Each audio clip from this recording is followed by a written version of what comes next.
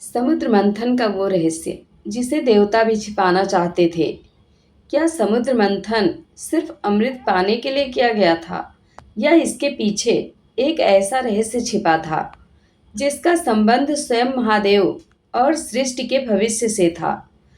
मंथन से निकले 14 रत्नों की कहानी तो आपने सुनी होगी, लेकिन क्या आप जानते हैं कि समुद्र मंथन के दौरान निकली एक चीज ऐसी भी थी जिसे देखकर देवता तक भयभीत हो गए थे।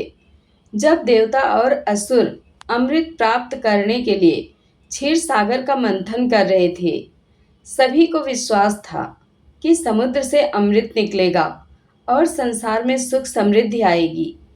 लेकिन अमृत से पहले समुद्र की गहराइयों से एक ऐसा भयंकर विष प्रकट हुआ जिसने पूरे ब्रह्मांड को भय से भर दिया। यह विष था हलाहल, जिसकी ज्वाला इतनी प्रचंड थी कि उसके प्रभाव से पृथ्वी, आकाश और स्वर्ग तक कांप उठे।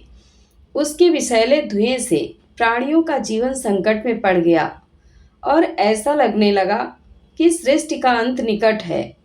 जब किसी को भी इस संकट का समाधान नहीं सूझा, तब सभी देवता भगवान शिव की शरण में पहुंचे।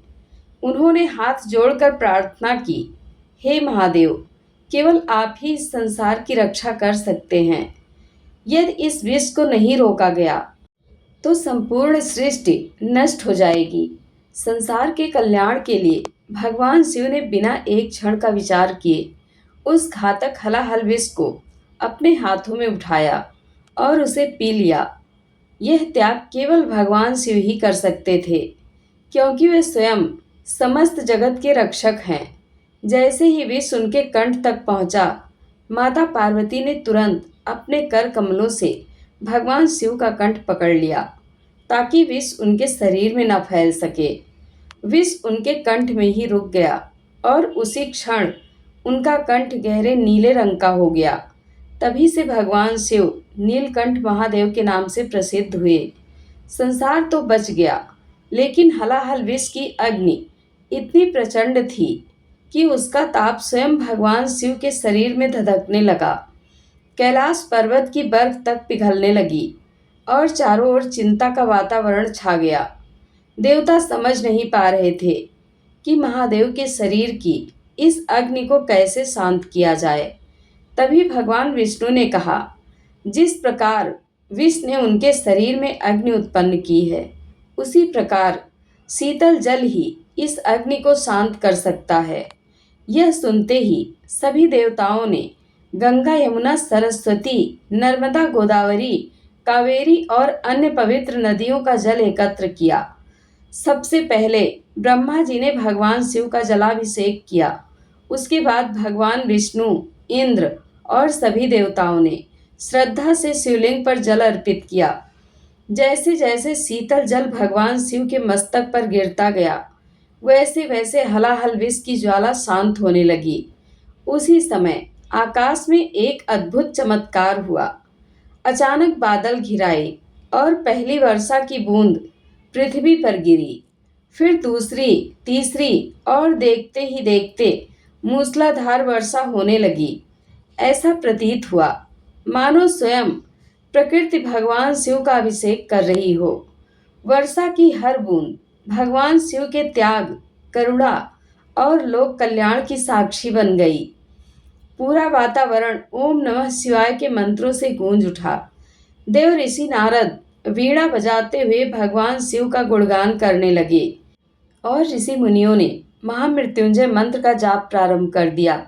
महर्षि वशिष्ठ ने उस दिव्य दृश्य को देखकर कहा, आज से यह वर्षा केवल जल नहीं रहेगी, यह भगवान शिव के महान त्याग और उनके करुणामय स्वरूप की स्मृति बनकर युगों युगों तक संसार को प्रेरणा देती रहेगी। देव ऋषि नारद ने घोषणा की कि जब भी श्रावण मास आएगा, तब भक्त श्रद्धा पूर्वक भगवान शिव पर जल अर्पित करेंगे। यह जल केवल शिवलिंग का अभिषेक नहीं होगा, बल्कि मनुष्य के भीतर के अहंकार, क्रोध, दुख और मानसिक ताप को भी शांत करने का प्रतीक बनेगा।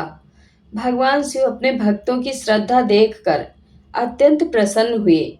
उन्होंने आशीर्वाद देते हुए कहा, जो भी भक्त सच्चे मन, निष्कपट भाव और श्रद्धा से श्रावण मास में मेरा जलाभिषेक करेगा, मैं उसके जीवन के दुखों को दूर करूंगा, उसके मन को शांति दूंगा और उस पर अपनी कृपा सदैव बनाए रखूंगा।